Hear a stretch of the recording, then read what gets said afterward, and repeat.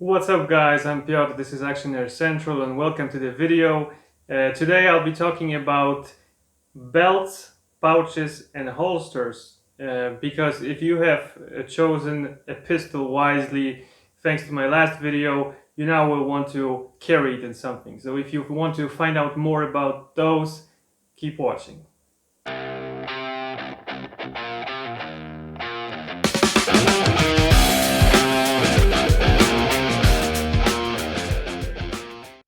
Regarding this gear, as with pistols, the main thing that you want to be looking out for is that your kit, your rig, let's call it, is as stable, reliable, and as consistent as possible.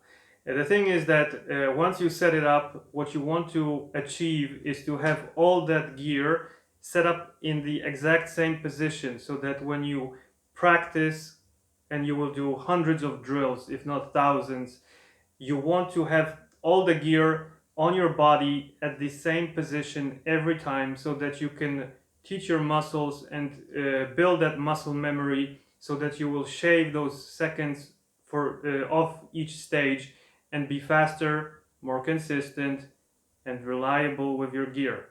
So that is like the most important thing about how you want to set up your belt and your accessories. To get that, you want all of these things to be tight. You don't want a loose belt. You want it to be tight on your body, and you want the pouches and the holster to also fit tightly and snugly on your belt.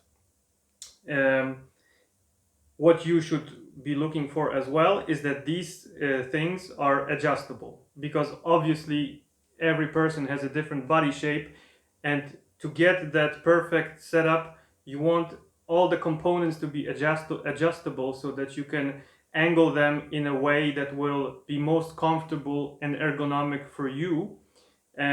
So this means that the pouches should have some types of joints that are flexible, adjustable, but also firm and tight. Same goes for the holster.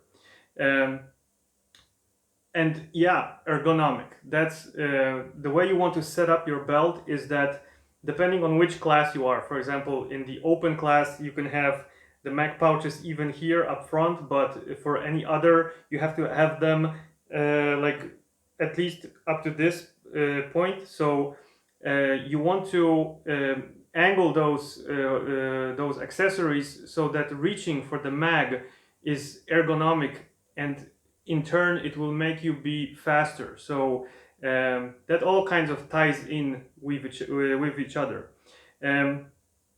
Now you want also to make a rig that is fit for the kind of discipline that you're shooting. So for example, like me right now, I'm shooting standard, so I have my 3 mag pouches, I have my high kappa holster, but that is set up specifically for that particular pistol and that particular class or category.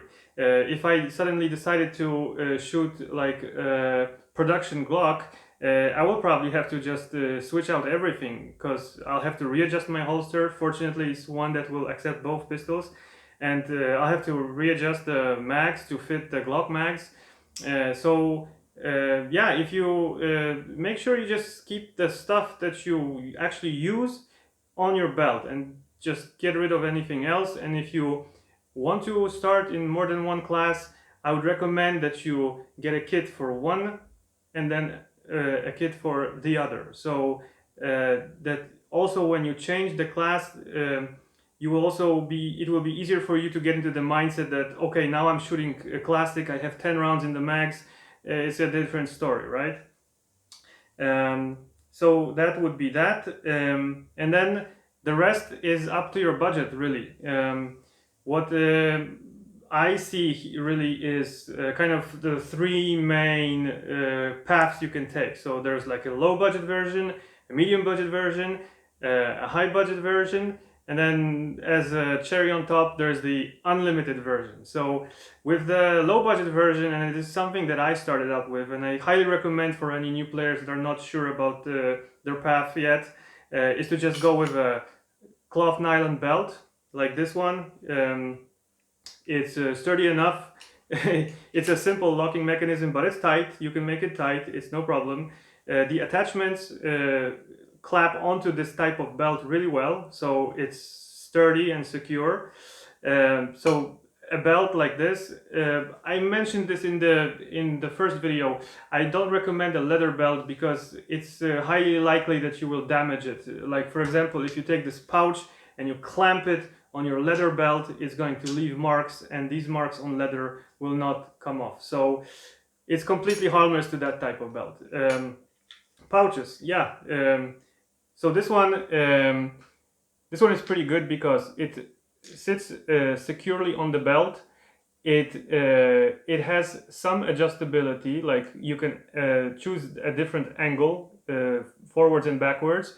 It has screws here that will make the pouch extend, or basically allow it to flex. So this means that you can squeeze different types of magazines in here. They can be Glock mags, they can be double stacked, it will accept them.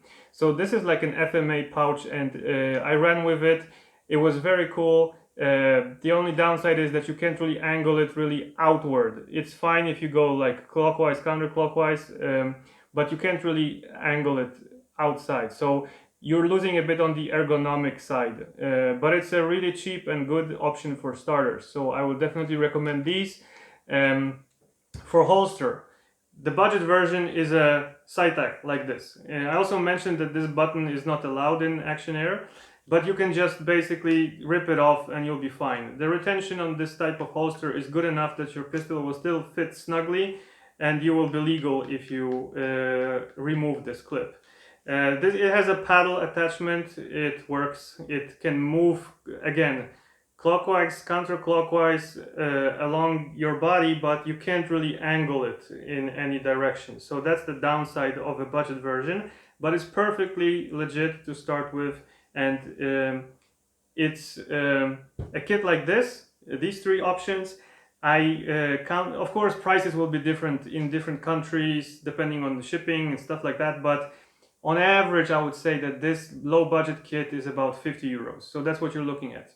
Now, moving on to a medium type of budget, this is my kit that I use. So this is an Emerson IPSC belt.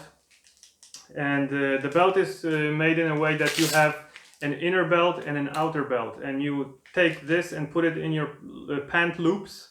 It has Velcro, to which you then attach this outer belt. And this one is stiff, and you want it to be really stiff, because once it's stiff, it's secure, sturdy, reliable, all the good stuff. And what I have here is, again, FMA, but aluminum, adjustable all the way, pouches with removable inserts, and that means you can put in all types of mags in them. And I have a race holster. This is like a ripoff of a double alpha. And it's adjustable in many ways. It fastens with these screws to the belt.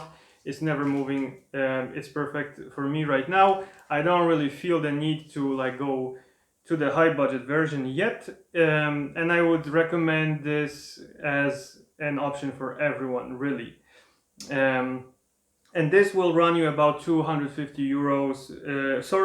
120.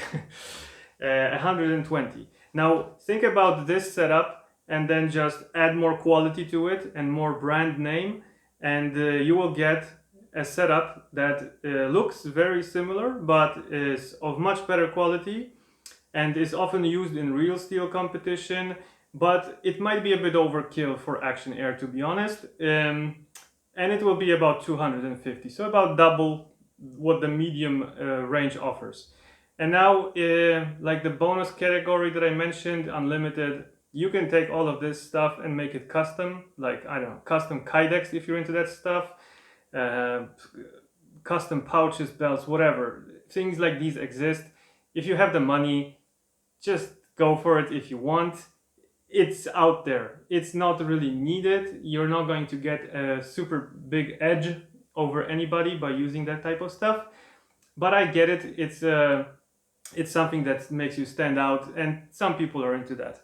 So yeah, I mean, some closing thoughts is think about the setup, how you want to run it, how you imagine it working for you, and plan ahead in buying these parts. That ties into with buying the pistol itself as well, because that will determine what type of pouches you will be able to get that will accept the mags for your pistol.